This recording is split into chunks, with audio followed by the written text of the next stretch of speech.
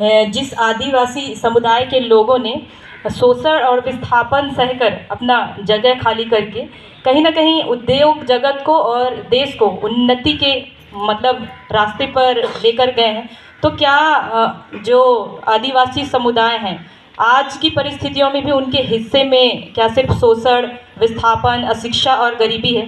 तो इसमें मेरा सवाल ये है कि उद्योग जगत की क्या इस पे जिम्मेदारी है या फिर क्या जिम्मेदारी मतलब होनी चाहिए? क्योंकि जो न्याय की परिभाषा है आदिवासियों के लिए, मुझे लगता है आप सभी बुद्धिजीवी यहाँ पर उपस्थित हैं उसको बेहतर समझते हैं, और जहाँ तक मेरा ख्याल है कि न्याय करने में जो देरी है वही अन्याय है। तो मुझे लगता है कि ये सवाल जो है इसका जो जवाब है सभी जानना चाहेंगे कि उद्योग जगत की वाकई में क्या भूमिका है असल में और होनी चाहिए। क्योंकि मुझे लगता है यहाँ पर जो भी व्यक्ति बैठे हैं वो सिर्फ ये प्रयास नहीं करेंगे कि सिर्फ ये सुनकर चले जाएं कि हमें संगठित होकर लड़ना है या फिर अपनी कानूनी अधिकार के मतलब लिए प्रयास करना है, लोगों को जागरूक करना है। क्योंकि कहीं ना कहीं लोगों में जागरूकता आई है इसलिए लोग सड़क पर निकलते हैं और सवाल करते हैं। तो सर मैं इसका जवाब आपसे जानना चाहूँगी। Thank you. तो नहीं, आपने बोला जो सही है। तो एक दो चीज़ है, एक है कि जैसे आपने बोला कंपनीज कॉर्पोरेट्स का भी अपना जिम्मेदारी होता है। जैसे हम लोग भी मानते हैं कि हमारा जिम्मेदारी है, अगर हम कहीं नया जगह जाके माइनिंग शुरू कर रहे हैं या जो भी है, ठीक तरीके से पूरा करना है। जो पब्लिक हियरिंग है ये करना है, सुनना है लोग का क्या इश्यूज़ है, और जो हम लोग प्रॉमिस कर रहे हैं क्लियरेंस के लिए वो करना है। तो वो एक बात है, और ज़रूर टाटा स्टील तो करता है, हम बाकी कंपनीज भी कुछ कंपनीज करता है, बहुत कुछ कंपनीज नहीं करता है। तो एक है कि इंडस्ट्री के बीच में हम लोग को ये इस पर चर्चा करना है और सबको बोलना है कि जो हमें हमारा जिम्मेदारी है वो निभाना है जहां हम लोग जा रहे हैं। वो एक बात है। दूसरा बात है गवर्नमेंट की तरफ से भी ज़रूर उद्योग की तरफ से भी हम लोग बोल सकते हैं गवर्नमेंट को, वो कर रहा है। दूसरा बात है कि गवर्नमेंट भी अभी देख रहे हैं कि जो आप बोल रहे हैं रॉयल्टी, क्योंकि इंडिया में आप देखिए तो बाकी जो देश है जहाँ माइनिंग होता है, ब्राज़ील हो या ऑस्ट्रेलिया हो या बाकी जगह से सबसे ज़्यादा रॉयल्टी हम लोग देते हैं इंडिया में।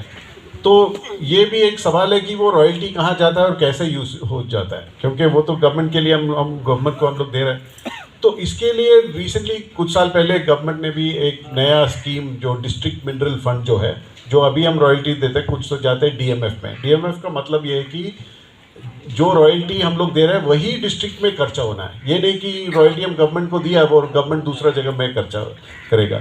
तो ये सब हो रहा है और डीएमएफ फंड जो है वो बढ़ते जा रहा है, पर उसका भी एग्जीक्यूशन में हम लोग देख रहे हैं कि बहुत सारी जगह में टाइम लग रहा है, क्योंकि पैसा है पर प्रोजेक्ट एग्जीक्यूट करने में वो लोग टाइम लग रहा है। उसमें भी टाटा ग्रुप में टाटा ट्रस्ट की तरफ से उसमें भी कुछ डिस्ट्रिक्ट को हेल्प किया है ये इम्प्लीमेंट करने के लिए। तो पैसा तो आ रहा है अभी, पर उसका उपाय, उसका कैसे हम लोग यूज़ कर सकते हैं, आप जो बोल रहे हैं to improve the life of the communities, उसमें ज़रूर it has to happen at a much faster pace. जल्दी होना चाहिए जो आप बोल रहे हैं। If you don't get the justice और if you don't get the effect, वो अच्छा नहीं है। और जो हम लोग की तरफ से हम लोग कर सकते हैं ज़रूर we will continue to work on it, पर ये एक प्रॉब्लम है और मानते हैं। Thank you. थोड़ा सा वक्त की इज्जत करेंगे। I think we are at the close. नुरूप मुझे वहाँ पे दिखे थे। नुरूप राज आप कहाँ हैं? सो नुरूप, हाँ नुरूप वहाँ हैं। नेहा, नुरूप उनको प्लीज़ आपके सवाल दे दीजिएगा, हम लोग लिखते हैं, ठीक है। We have half an hour, we have a few more things to do, ठीक है। सो नुरूप, Neha, Parth, if you can just start collecting the questions, we'll put them up and we'll come back to you with the questions. So Anshu, thank you for the conversation. नहीं, just आप थोड़ा मंच पे बने रहें, ठीक है। सर आप दोनों को जैसा हमने वादा किया था, we'll take more questions, क्योंकि सवाल बहुत हैं, मैं समझ सकता हूँ सवाल बहुत हैं। कुछ ऐसे हाथ उठा रहे हैं, कुछ ऐसे हाथ उठा रहे हैं, ठीक है। बट उसको लेके अगर हम आपके साथ शेयर कर सकें and we'll convey that's a संवाद promise to everyone, we'll come back to you with the answers, right?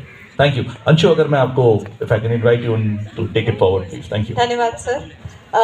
मैं अब मंच पर आमंत्रित करूंगी वृद्ध नहीं लेकिन हमारे अभिभावक Shri Chanakya Chaudhary, our guardian, Director Tata Steel Foundation. Sir, we request you to please come on stage and be seated.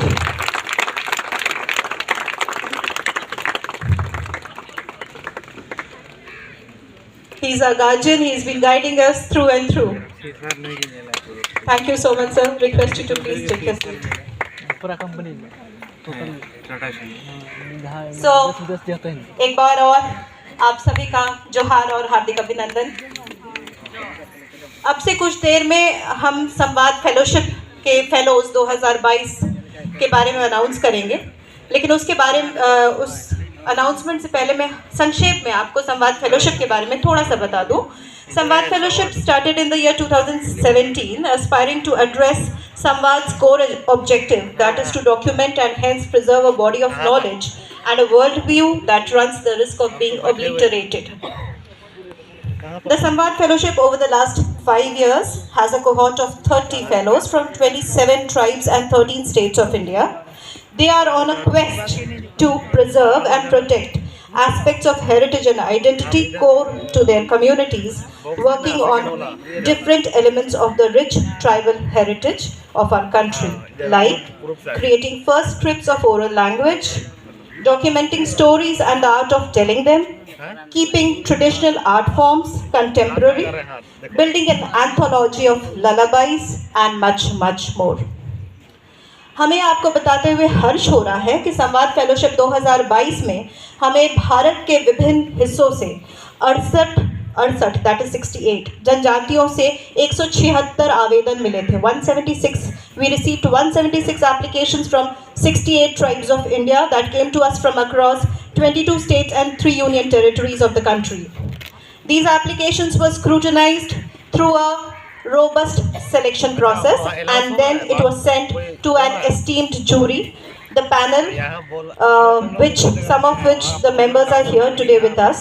The best 18 applications pitched their project in front of the jury.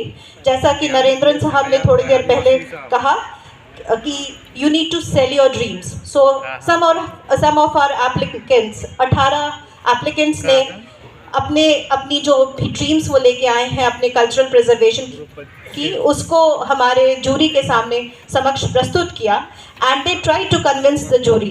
उन्होंने काफ़ी कन्विक्शन के साथ अपनी केस को present किया और उसके बाद 2 दिन के बाद जूरी ने 8 लोगों को सेलेक्ट किया है। मुझे बताते हुए बहुत खुशी है कि वो हम आज इस मंच से 8 संवाद फेलोज का नाम अनाउंस करेंगे, लेकिन उससे पहले मैं इस पूरी प्रक्रिया में जो हमारे जूरी मेंबर्स हैं उनका तहे दिल से धन्यवाद देना चाहूँगी और उन्हें मंच पर आमंत्रित करना चाहूँगी। सबसे पहले मैं मंच पर आमंत्रित करूँगी श्री सोनम वांगचुक को। Doctor Sonam Wangchuk, founder Himalayan cultural heritage foundation, has been a part of several associations, research institutes and colleges and has more than 15 journals and books on culture and heritage to his credit. I would request our CEO and MD Tata Steel, Shri TV Narendran, to felicitate Sonam sir. हम लोग यहाँ पर है, यह programme संवाद में तालियां बजाइए।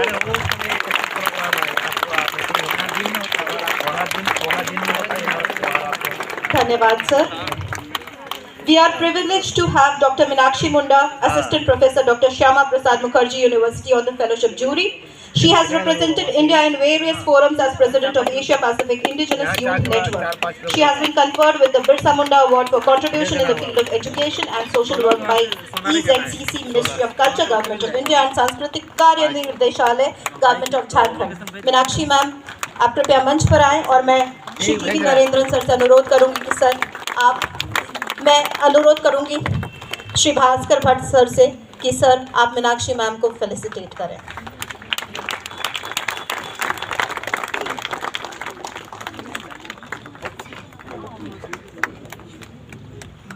धन्यवाद मैम, धन्यवाद sir. I would now request Mr. Oinam Doren to please come up on stage. Mr. Doren is a founder of Art Films, Village Films. He is a filmmaker and former television producer. His movies have been screened in a number of national film festivals and 2 international festivals. He has written extensively on cinema, music and contemporary culture for various international magazines. He is the chairperson jury for the India Panorama for 53rd International Film Festival of India 2022. Thank you, sir. Thank you so much. Next, may I request Mr. Subrat Mahapatra, Head Operations and Strategy, Tata Steel Foundation, to please come up on the stage. Mr. Mahapatra did his MBA from EMPC, France, and has been, after studying economics from Delhi University, he has been deeply associated with the Samvad Fellowship Program from its second year as a mentor to the process. May I now request